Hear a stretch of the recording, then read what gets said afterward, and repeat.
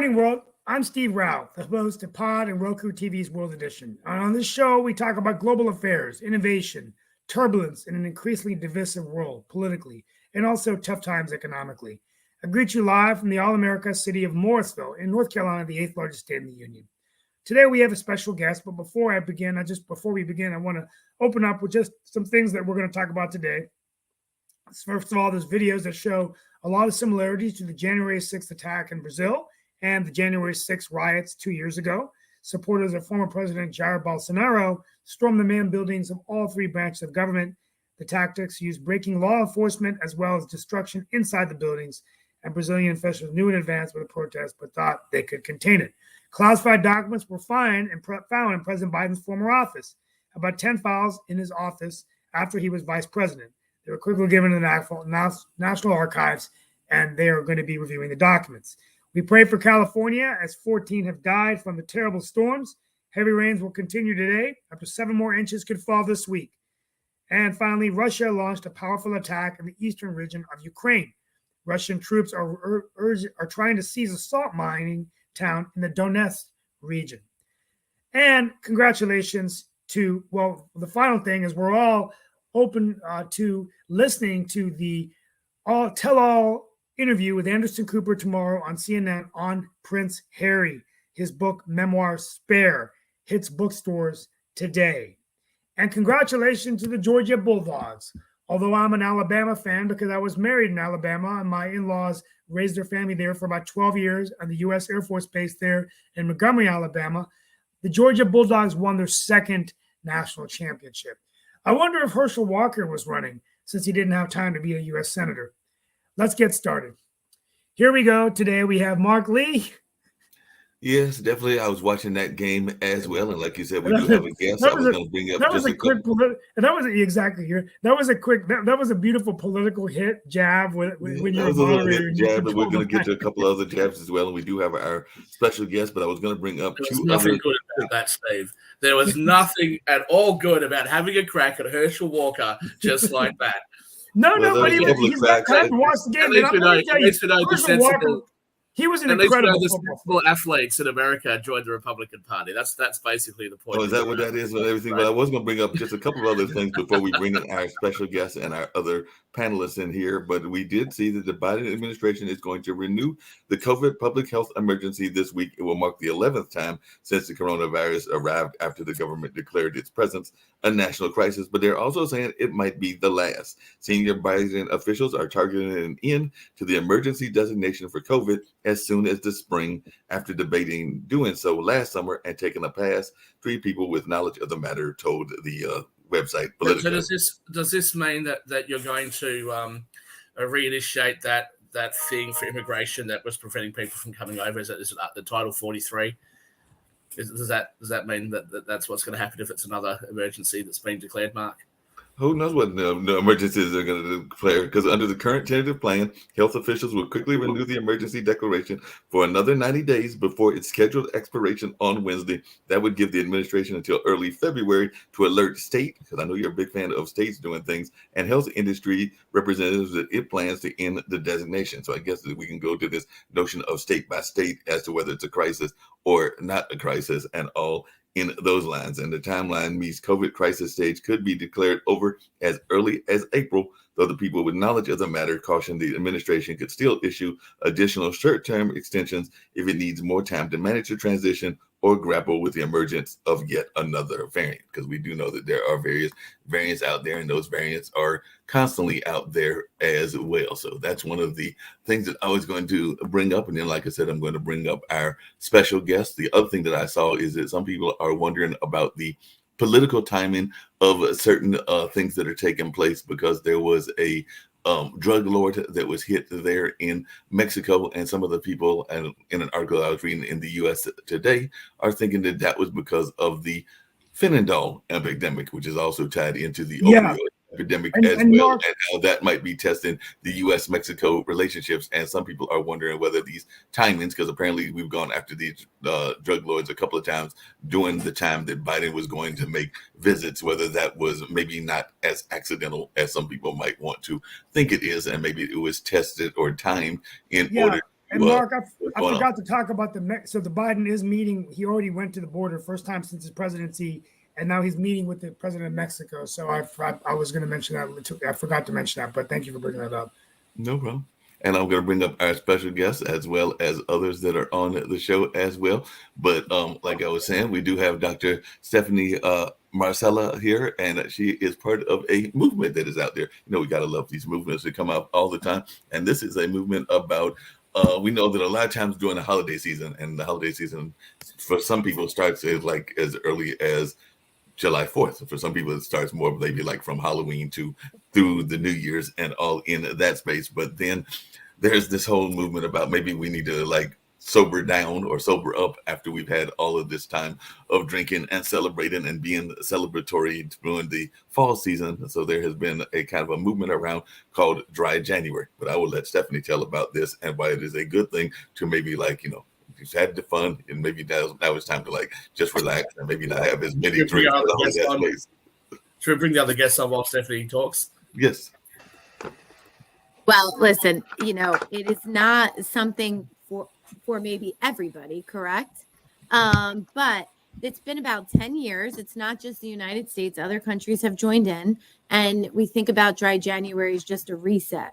So it's people maybe have been celebrating a little bit too much. And it's a time to just kind of reset yourself the start of the year and see what some of those benefits are. But did you want to introduce the two other guests and then I'll talk a little bit more? No, if you just go ahead and share because they're part of our regular panel. Everybody knows who these two are. Oh, okay. Good morning. Hello. Welcome. Hi. So what we've found is that the people who tend to like want to do this are people who have been drinking a lot. So individuals who have just think like are seeing some negative impacts from like drinking during the holidays or even, you know, months before and just kind of take the month to reset themselves. There's a ton of research that shows people feel less anxious, people feel less depressed. And that's, I think, the biggest point of it is that you take the month to see how do I feel? How does my body feel without alcohol? And maybe you also kind of develop some other non-alcohol related activities in your life. So getting together with friends and going, I don't know, doing some kind of workout or other things that you can do besides sitting around, like, you know, cooking with your friends or eating with your friends, other things you can do besides centered around like having a beer or having a drink. And, you know, there's about like, I think it's like there's hundreds of thousands of people who are doing this across the United States and in other countries. So I will just say my favorite word is community. And there's just something about being in a community and with this kind of structure that I think people really connect to. So there's a lot of like online forums and you can sign up for it and you're like connecting and talking to other people who are also doing this. And you're sharing like all of the benefits that you're seeing, which I can talk about if you want me to at some point, but they're pretty significant. I definitely want to hear about the benefits and everything. One thing I was curious about, and I'm sure that the rest of the panel would like to know as well, as I know that you are up there, not that far from Lee Newton Rhodes, who's over there in the New York area, because you're over there at Rutgers University in the Behavioral Healthcare Center and one of the chief psychologists there. So when did you first get involved in this particular field of study, and what drew you into this particular field of study? It's psychology? Mm-hmm. Oh, Yes. God. Well, like I just saw a lot of people struggling as a child, and I was always kind of curious, like what's happening. And I just found psychology, and I personally am like very committed to working with people with serious mental illness. Those are just the best individuals I've ever met. And I think just really out there to fight and deal with stigma. There's so much stigma. There's such a lack of access to care. There are, you know, especially when we think about like more of the underserved communities, they don't have a hard time getting really good quality care. So that's my passion. I want to help people. I work a lot with people with trauma, complex trauma, community violence, PTSD, and substance use disorders. Well, Helping people live their best life. Like that's it. We're all trying. We all have stuff going on. There's no question about that. But a little bit of kindness and some really good treatment can go a long way for people. Well, it sounds to me like I That's could be wrong. definitely. I personally, I'm actually the only madman in my family, and I decided to go into finance because I didn't want to go into medicine. But everybody else in my family are actually in medicine, and my mother and both of her sisters were actually mental health nurses. Oh, wow. But my mother actually ran the criminally insane unit, for lack of better words, at one of Australia's largest jails, and then she went for the other one of Australia's largest jails, and now she does country nursing with communities. So I do know a little bit. I've obviously never practiced that field, but I've certainly been very exposed to mental health issues, and I think that it is a sad reflection of Western society that we have actually dropped the ball on this. There's a lot of people that are struggling. And the biggest thing, and I'll say to anyone who's watching, the biggest thing is the stigma. If you're having a problem, do go out and seek help. And for a lot of people, I think almost all of us will have a moment in our lives, or a few moments in our lives where it's a crisis mode where we just feel totally overwhelmed, and we need to reach out, especially men. Women tend to have a bit more of a community around them. Men just suck it up. We're going to do the manly thing, and drown our sorrows in the bottle. So, I think mental health is definitely a really important thing to be part of. Yeah. And a lot of times with men, we see like anger issues, or, because anger is an acceptable feeling culturally for men, even though it can lead to kind of disastrous consequences, right? Because for the people you're surrounded with, for your family, for your relationships, and also doesn't really feel good to get that kind of like worked up. So just kind of normalizing, I mean, we need such policy change and such system level change to address this. But really kind of like that early education and intervention to like educate people that really some of these simple concepts that just as a society we've kind of gotten away from, and I think like we're so focused on the masks that we wear. I do a lot around suicide prevention and working with families when they lose a child to suicide. And how do we have like really hard but real conversations? Like we need to have real conversations because there's really deadly consequences if we don't. And alcohol is a coping skill, I produced a film in California called Anhero, and I thought that wasn't grammatically correct, and I spoke to the director about it. He actually told me the meme behind Anhero. People can Google that themselves if they'd like to know. But it was a very interesting thing because youth suicide per capita in the Western world, the highest rates are actually in New Zealand. And New Zealand's a beautiful country. You go there and you're astounded just how gorgeous the country is, but there's a lot of unhappy youth there. So I think, looking at people at different age groups, what they're going through, and also the differences between genders. So males will deal with things differently to females. They need to be able to be around people who aren't going to tell them that they're wrong, but can actually understand what they're going through. And invariably, I think the trans community is going to need some help as well. And in a way that, look, I can't relate. Dan Worthington's not going to be able to relate to this. We don't know what they're going through. We don't know the pressures they're going through. But clearly the rates of self-harm is very, very high in that community. So we do need to actually look at how we're addressing these things. We need to make sure that mental health, in my opinion, mental health should be a normal part of the healthcare system. It's not, it shouldn't be some part where it's very stigmatized. And unfortunately, that is the case in the United States. It is the case in Canada to a little bit less of a degree, but it is the case in Canada. It's certainly the case here in Australia. And look, we as societies need to really address this and take it seriously. And Dr. Stephanie, one of the things I was curious about, and I've actually brought up on one of our other shows, I might have even brought up on a couple of other shows, is to what Shaquille is talking about. We do know that there are a lot of folks that are seeing images, whether it's on television, whether it's in movies, whether it's in video games, and then they simulate that. I know that there was an incident, I think it was reported on one of our network channels, where a person had watched a video simulation of a hanging and then decided that they were going to do that themselves as well. So I just wondering your thoughts around that and just how we can deal with that. And I also know that there is another group, and I can't remember if Dan is part of that group or not, that is the veterans that also don't seem to be getting a lot of mental health support when they come back. But I'd just love to know your thoughts around that. So sorry, I have a super loud dog who's barking at a tree. But so just to kind of comment, has the dog been drinking? That's the question. Is that why it's barking? Maybe he might have been drinking. So I'm not sure yet. Possibly. I'm going to evaluate him when we get off here. But there are, like you said, there are so many vulnerable groups older adults are one of the most vulnerable groups that we don't often talk about enough, in terms of like the highest risk for suicide.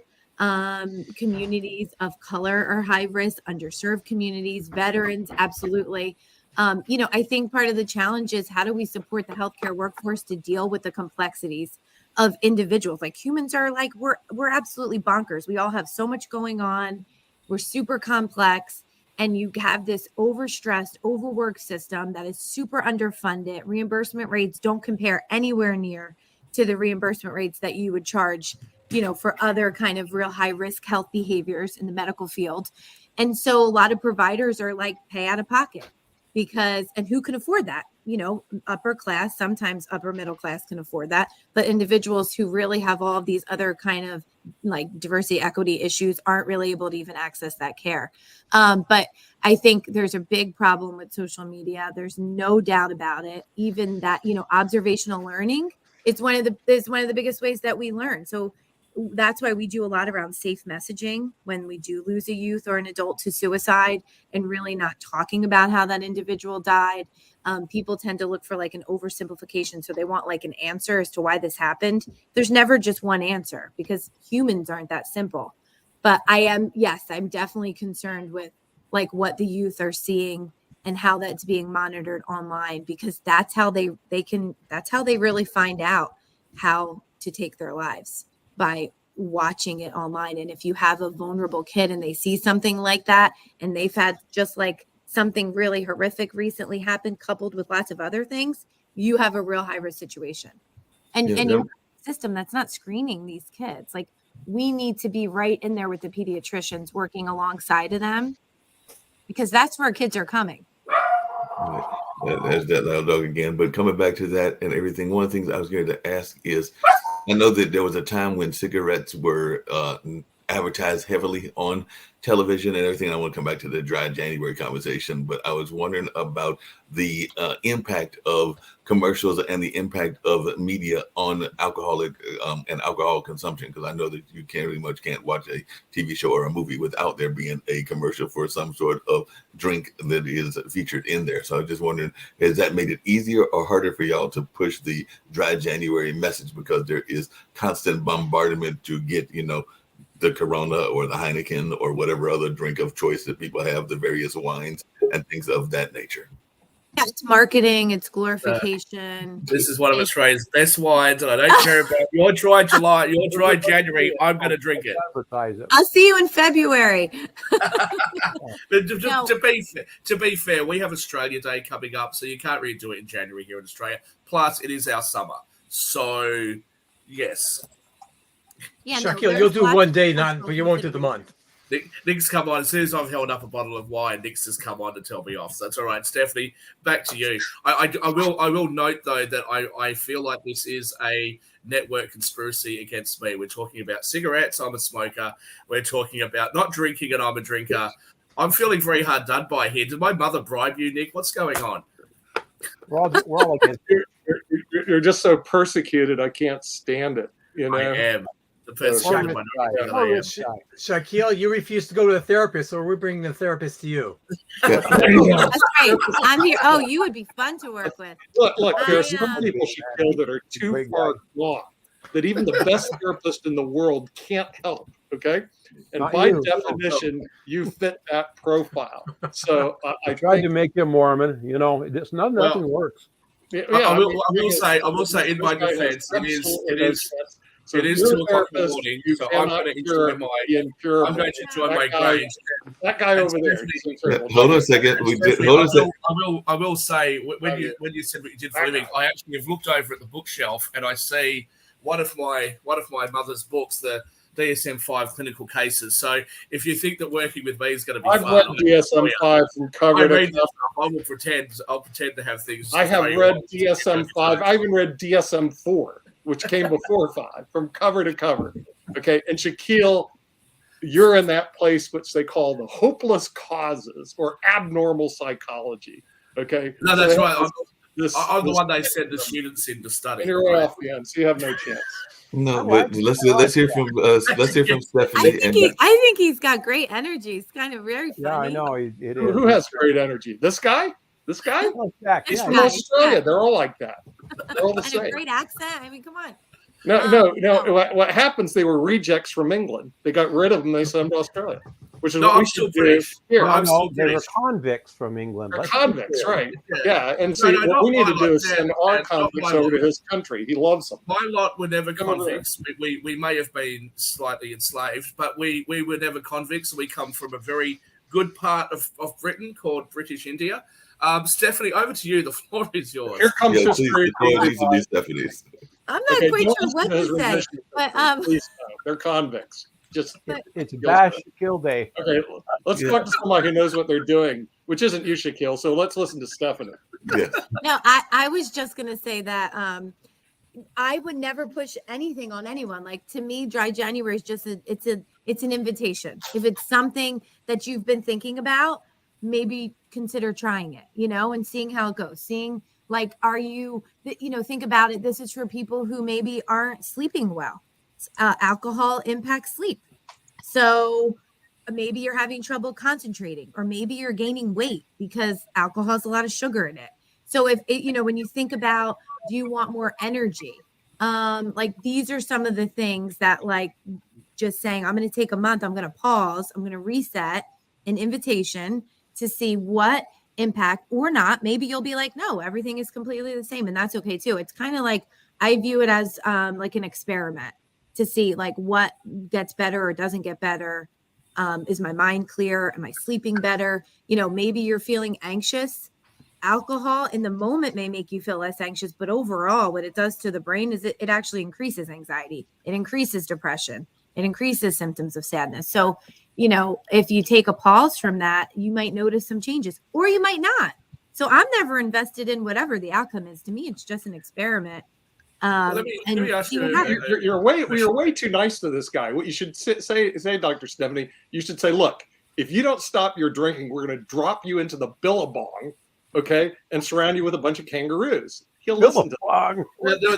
There's plenty of grog out there. We can make our own.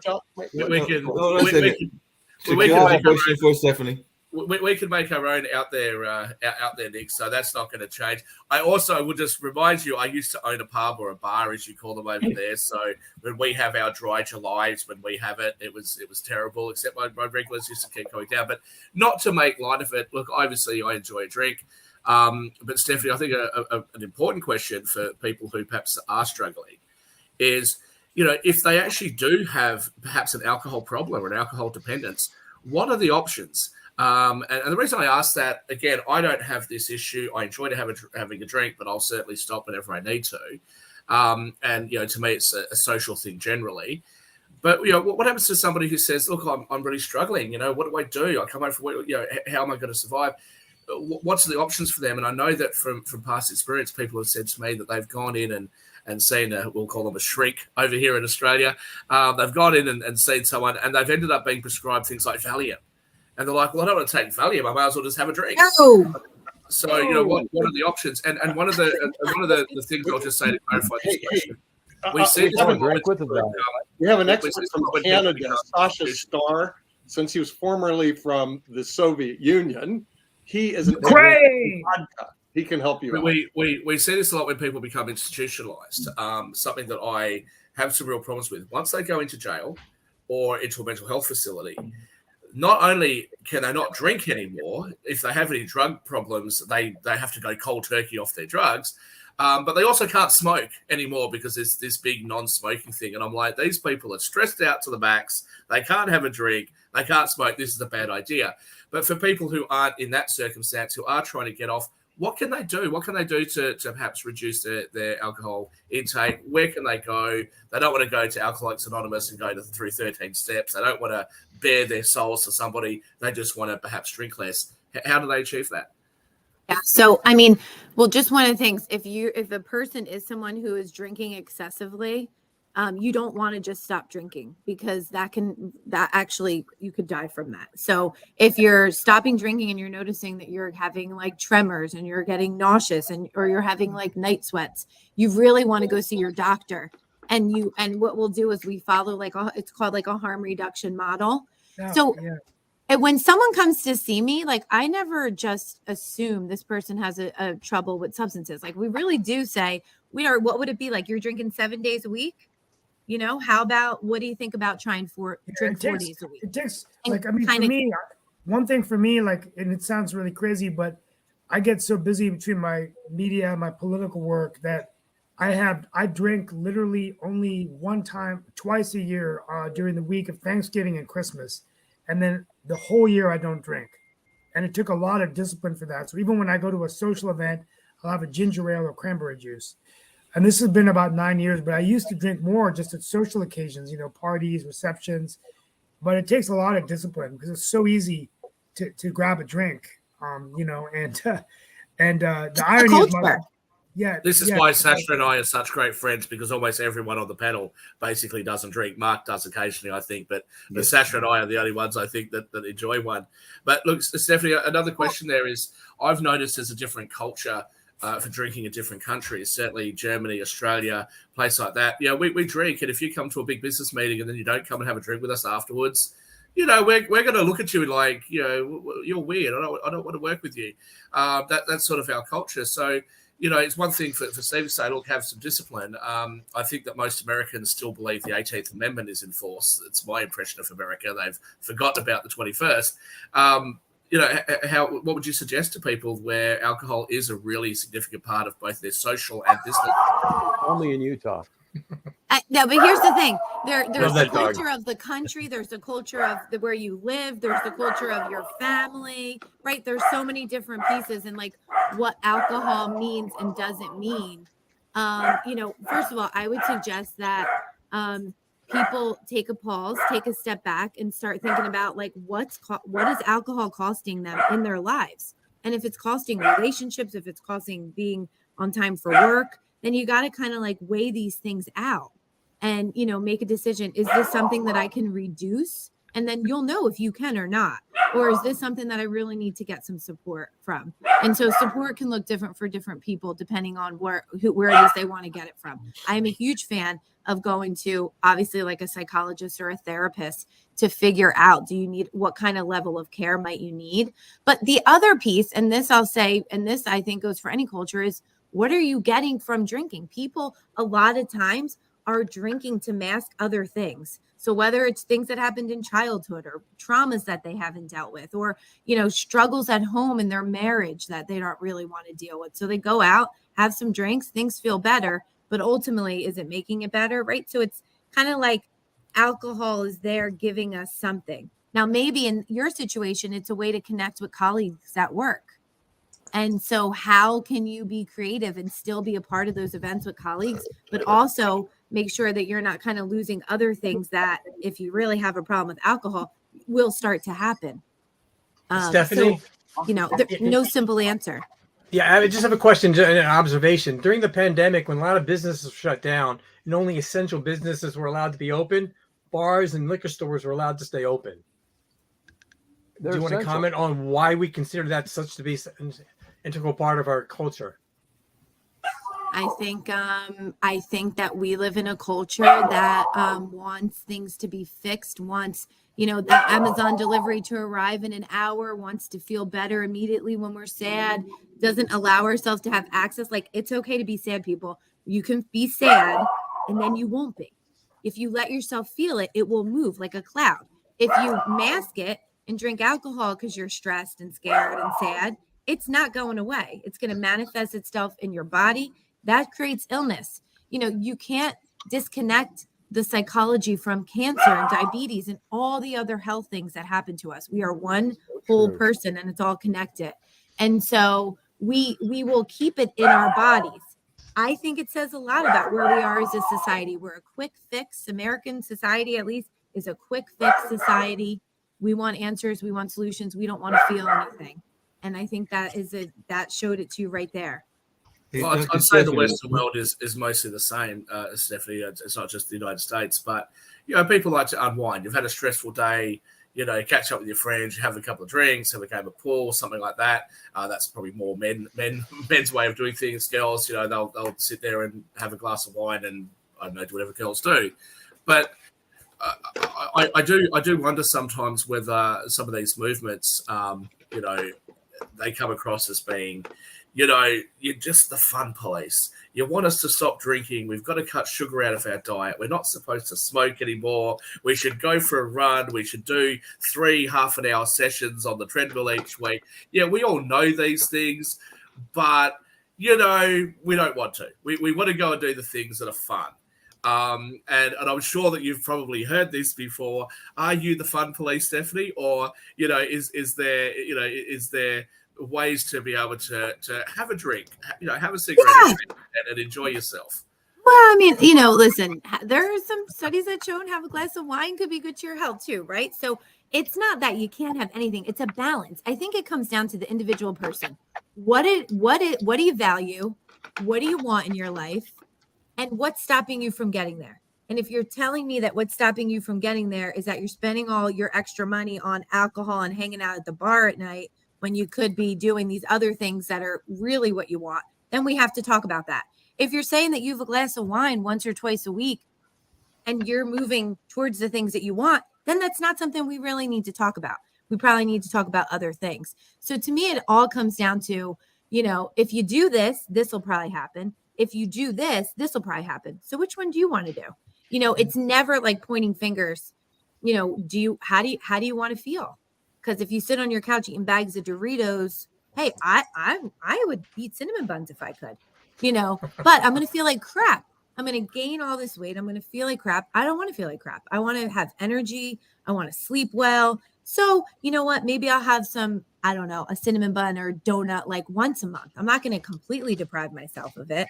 But if I'm someone who can't eat just one donut and I got to like pound a box of 12, then I might need to be a little more thoughtful about that. Because if it's going to send me into like a sugar spiral. Hold on a second, Can I make a proposal, Mark? I think when we look at politics, sorry, Stephanie, don't respond to this. This is for everybody else. When we look at politics around the world, but we're talking about America mostly at the moment, what we've heard from Stephanie is that people that drink too much will often not achieve a lot. They'll end up just drinking and they don't do the things they're supposed to do. They're going to feel like crap when they eat too much, cinnamon sticks and donuts and Doritos, etc. I actually think that we should make a proposal that the taxpayer just sends copious amounts of alcohol to Washington, D.C., get all the politicians so drunk that they can't actually achieve anything. And I think they're already will be better off for They it. do that without Already, drinking. yeah. They're doing that already. Yeah, no, but they need more. Hey, They need more. hey, We need them completely stupefied so they can't do anything else. Hey, Dr. Stephanie, I did have a very quick question. No, It was no, actually based on our animal in the background and everything. And it's actually, hold on a second. Because I did have a quick question to Dr. Stephanie based on the animal in the background as well as something that Shaquille said and everything. And I'd love to hear her comments on both of these. One is, are you a proponent of, because I know some people love their pets. I've had pets in the past, don't have any currently. But are you a proponent of taking your animal to the psychologist as well? Because if the dog was barking, I was wondering, does the animal need some help in that department also? So I was wondering if you're a proponent of animal psychology. And I was also wondering about the substituting, which is what Shaquille was talking about, substituting one addiction for another. Because I do know that sometimes people will, give up the alcohol and then they'll go start smoking, chain amounts of cigarettes, or they'll give up alcohol and they'll go to eat tons of candies and Hershey's or whatever else, and they'll substitute one for another. So I was wondering, even in this dry January, how do you deal with that? Alcohol is a gateway drug. Well, okay, so here's what I'll say. Training a dog is really training the owner.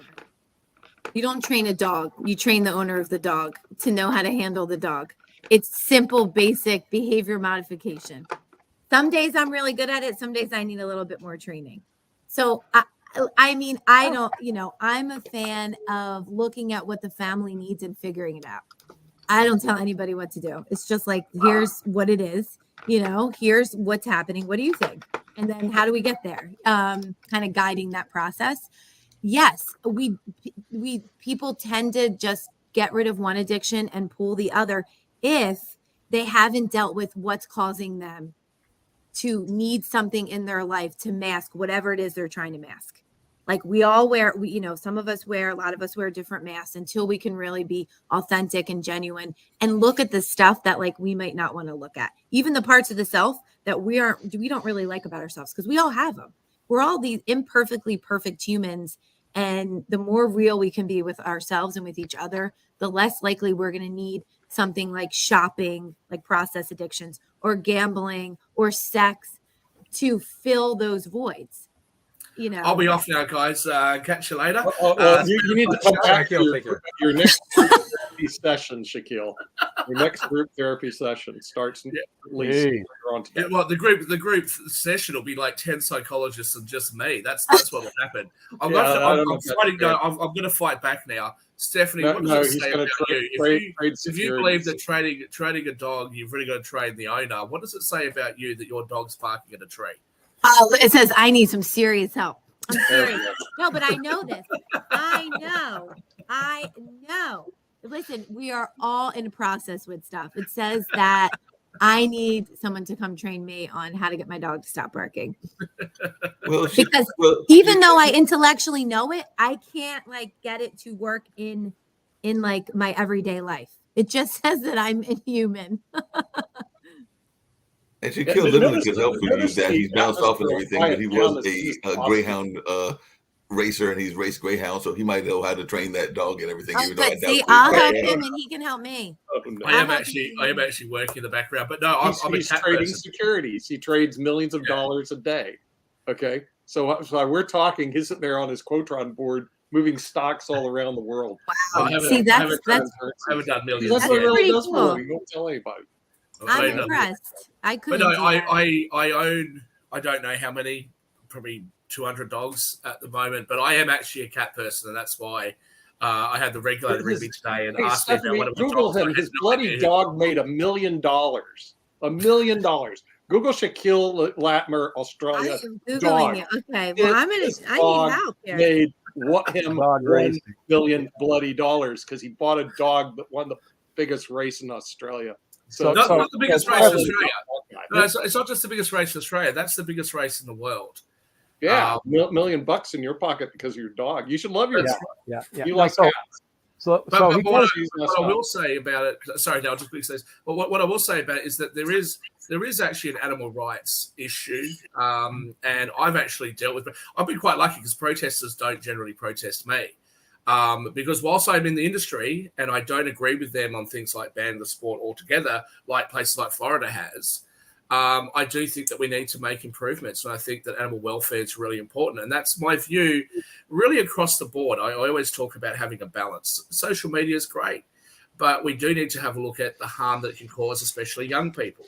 You know, it's about having that balance.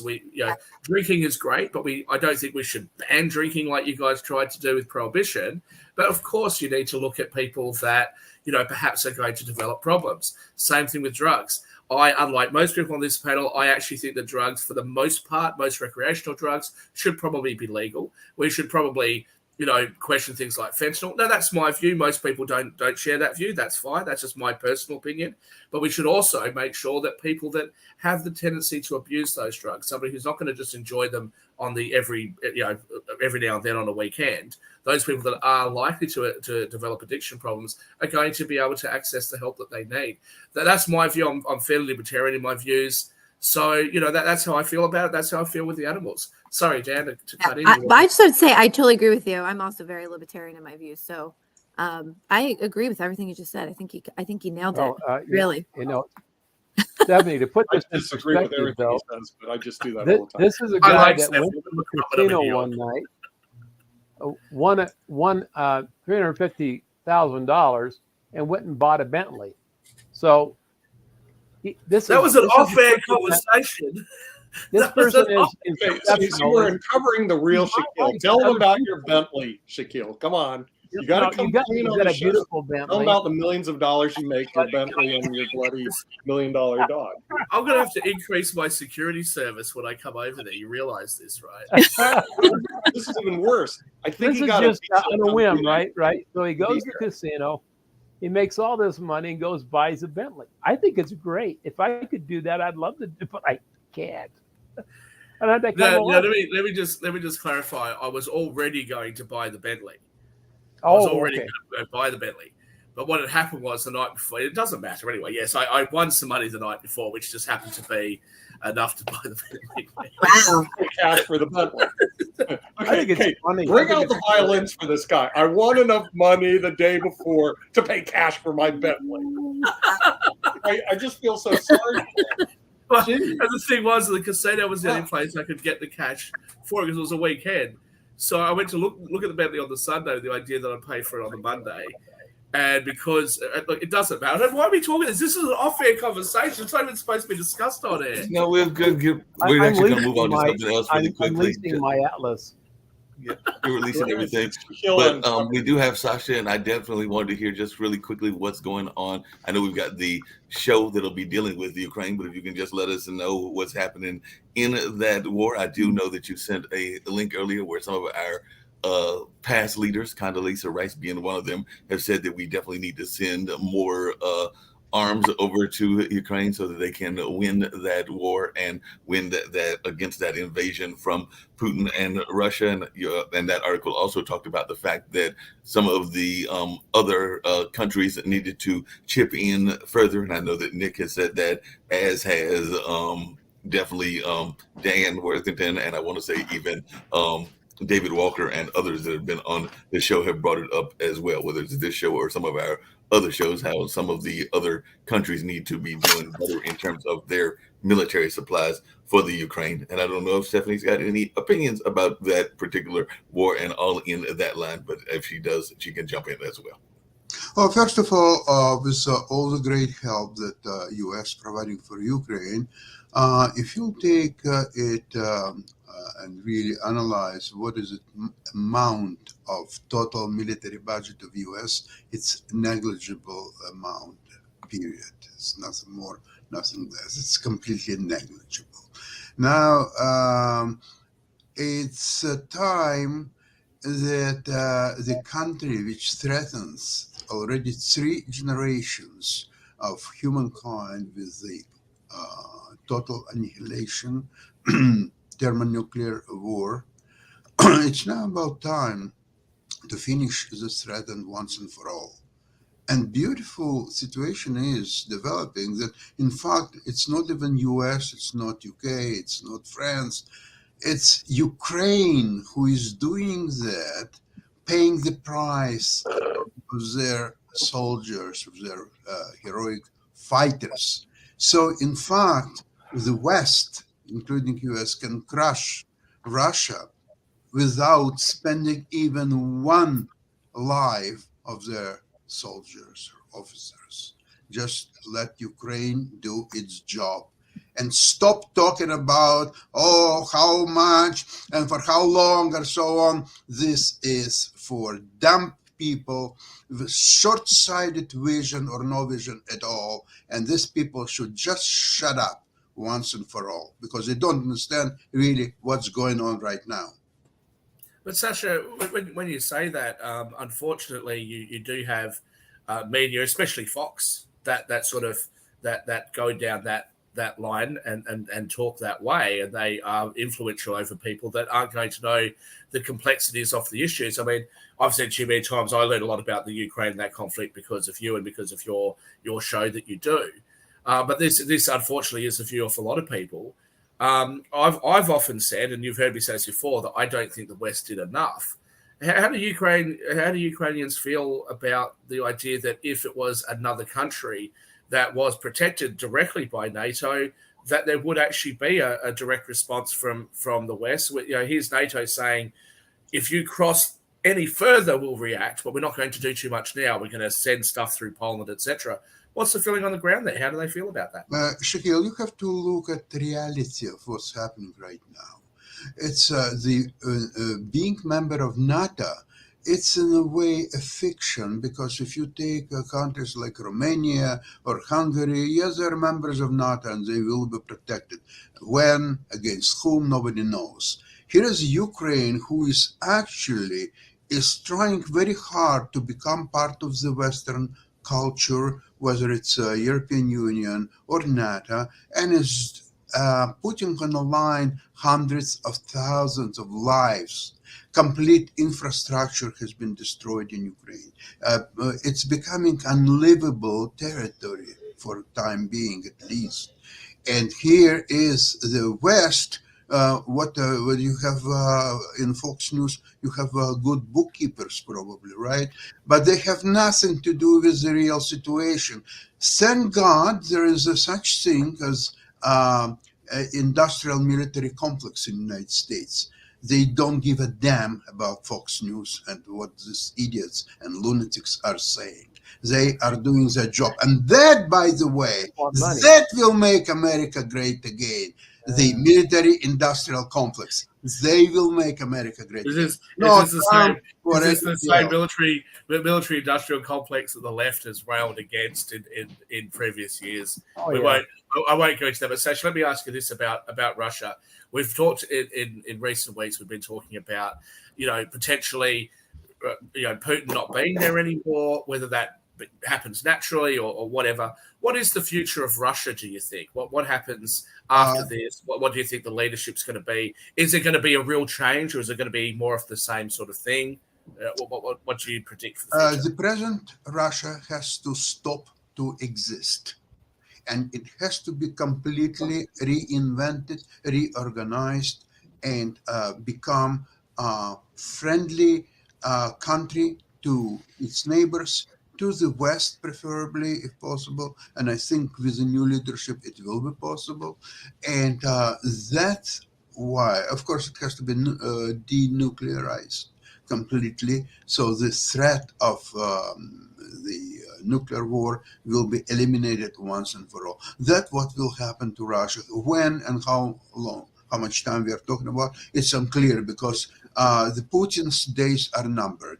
He will be taken out either by his own people, or as a result of Ukraine is kicking out all Russian forces, and his own people, his closest friends, they will tell him, Vladimir Vladimirovich, it's about enough. You got it all wrong. You are the loser. Out. I think it may happen actually this year, because right now they're fighting so hard for this Bakhmut, the little indescribable place near Donetsk region, and Russians cannot get even an inch. They cannot get an inch farther. However, the good news for Ukraine is that the Bradleys are coming. Once the Bradleys will be there, the next step will be the German heavy tanks, Leopard. Abrams is a lot of logistical problem to get there. It will happen, but later. The Leopards will come first. And once they're getting a lot of French weapons, and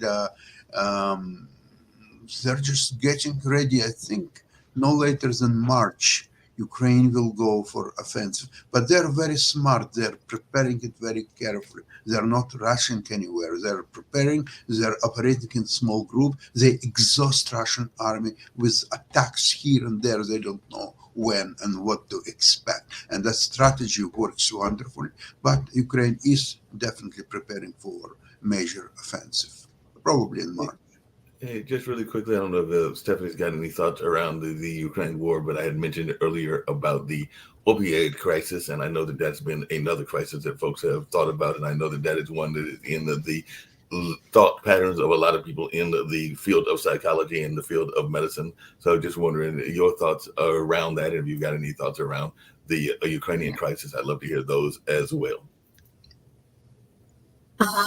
Well, I definitely have a lot of thoughts around the opioid crisis and what needs to be done, and really just the concern about fentanyl and how it's being put into substances and drugs, and really just taking our youth, So, just listening to all your guys' thoughts on the Ukraine, obviously been following it. Stephanie, is the government taking it seriously? I don't know, but I do know that not enough's being done. I mean, like we need to shake up the system. Like and it has to start from the policy level. It has to start from the White House. It has to start from the highest of levels and then trickle it down. But it's also such a funding issue too. I mean, it's so layered and so complicated, but we can start to address it and tackle it in such different ways. It just seems like so many times we just throw a whole bunch of money at things and like who's, and how are we putting it together? And I'm sure there's task force working on this, but how are we really putting it together to address it at different kind of pieces and then at like the everyday level that like we're seeing? But what do you do, Stephanie? Like, the US government, as have most Western countries around the world, have all joined on this war on drugs. And like most of these wars they talk about, the war on poverty, the war on this, the war on that, it means nothing. They don't achieve anything. Do you increase criminal penalties? I mean, that doesn't seem to work. And I know that a lot of I don't think so. People say, well, you can't just let people do whatever they want. We shouldn't say because we're losing, we should criminalize it. But the reality is you've got people that are, doing cocaine or doing, other types of drugs that are stimulants that aren't expecting fentanyl to be there. And, they're ODing. And you're not just seeing that in the United States, you're actually seeing that in Canada. I actually know somebody whose son, who's slightly younger than me, was, doing some coke at a party, which, we can all say, oh, you shouldn't have been doing it, blah, blah, blah, pass your moral judgment. But a lot of people in their 20s and 30s will do this stuff. It's a party drug with like ecstasy and, like these other drugs. And, people generally have a pretty good handle on how much they can take. All of a sudden, it's adulterated with fentanyl and they OD and they die. So, what is the solution? And is a potential solution going to be, like I suggest, one, making it legal, and two, actually holding the medical fraternity more responsible? Because you cannot, in my view, have people that come into hospital with serious ailments, who have been prescribed morphine, who have been prescribed other type of opiates, who have, through no fault of their own, developed an addiction, and then their doctors say, well, I can't prescribe it to you anymore because now it's just an addiction. It's no longer being used for painkillers. They can't survive. They're having some real issues. And rather than being weaned off it, they can just go to their local street dealer and buy, I don't know anything about drugs, buy a bag for $25. This is a problem. And I read a report the other day that said the easiest place, if you go to any Western country and you'd like to score drugs, the easiest place to do it is at high schools. That you can walk into any high school and talk to a couple of kids and they'll be able to hook you up with some drugs. That's the easiest place to do it if you don't know otherwise. It's the worst problem. Yep. It's the worst crisis affecting the U.S. I mean, in West Virginia, my home state, opioid number one problem. Attorney General Josh Stein in North Carolina, who we hope to bring on the show, is, actually negotiating huge settlements with the drug companies that are actually going to the counties to help them address this crisis. But I don't know. But my fear, Steve, is that the proposals that are being put forth is basically a proposal to limit access to drugs or to make it harder to access. What I'm suggesting is that there's a lot of people, especially when we talk about opioids, people, as I understand it, people don't generally just fall into opioid addictions, but most people who are younger will go for more stimulant type drugs, cocaine, ecstasy, all those sorts of things as party drugs. Often what we're seeing is that people have had an illness or they've had some sort of severe injury. They've been prescribed narcotics in hospital, and then they haven't actually been given any real treatment to wean them off, and then they end up becoming drug addicts. And no treatment to address what it's like to live with chronic pain. Some people do have chronic pain. Listen, it's a financial issue. It's a money issue. It's a money maker. It's a stigma issue. Have you ever been with a loved one or with anybody when they go into the emergency room because they're struggling with something, how you are treated? If they look at you as someone who's there for substances or someone who was trying to get into treatment for recovery or has a mental health issue, you're treated very differently than someone who's coming in with like chest pains in some places. I don't like to, some places do a really good job at it, but overall, our system is not equipped. And there are places in the United States that you wouldn't send your loved one to. If you wouldn't send your child, your partner, your loved one to this facility for treatment, we shouldn't be sending anybody there. You know, there are places that, because the laws aren't really written to in a way that I think is helpful to people with substance use disorders, that capitalize and take advantage of their vulnerability and weaknesses in order to bill and make money. And then, you know, these individuals, of course, they're not going to get any better, or they're waiting. They can't even get into care, or the system isn't advanced or well-trained or supported enough to even know how to engage somebody to think about, hey, maybe this is something I should look at. And you're right.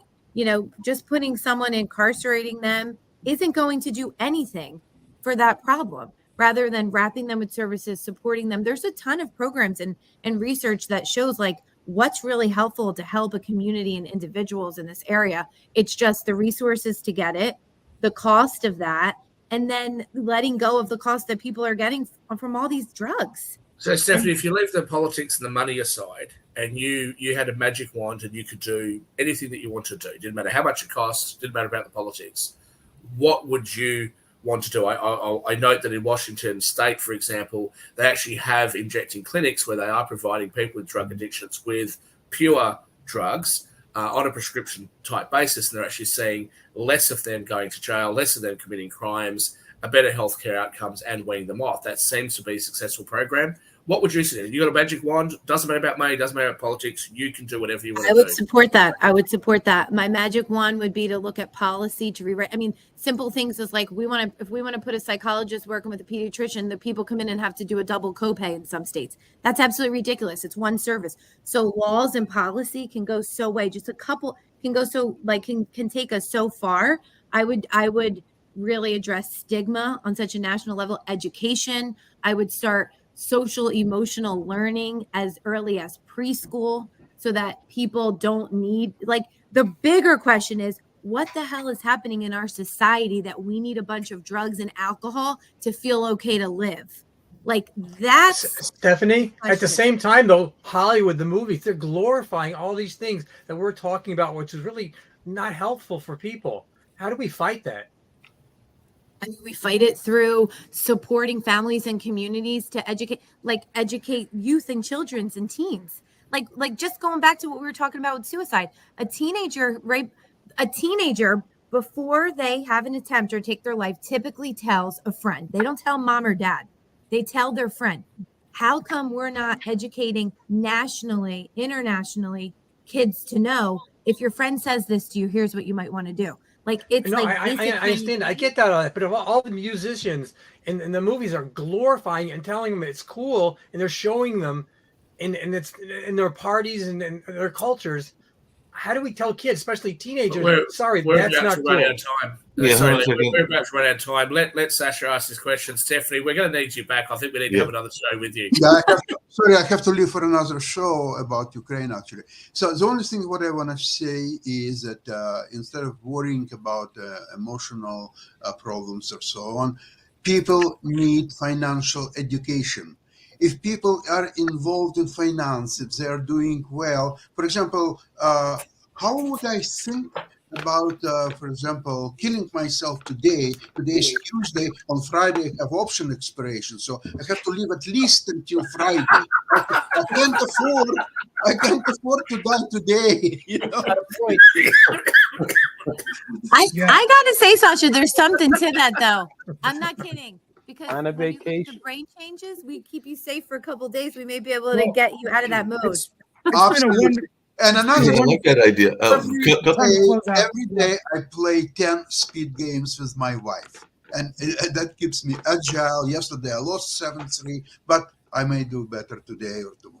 Okay. It's been no problem. Dr. Stephanie, a couple of things. One, I know that maybe Steve has a very quick closeout and everything, but I was going to say, I do hope, like Shaquille, that you will make a return and everything. And definitely, Steve, tomorrow, we might have to talk. Well, actually, we got 2 more guests tomorrow, but maybe Thursday, we might have to talk about Bill Gates considering it West Virginia. And apparently he's also doing it in Wyoming for some nuclear energy efforts. So apparently Bill Gates is looking at your old area of West Virginia for some nuclear energy initiatives. All hail Bill Gates. He knows everything. Oh, fantastic. Stephanie, thank you for being on the show. We'll be back next week for another edition, and I won't close out today since we're over time, but we'll be talking about the Brazil attacks, the looking at the 118th Congress, what they're going to be working on the next few months or not working on.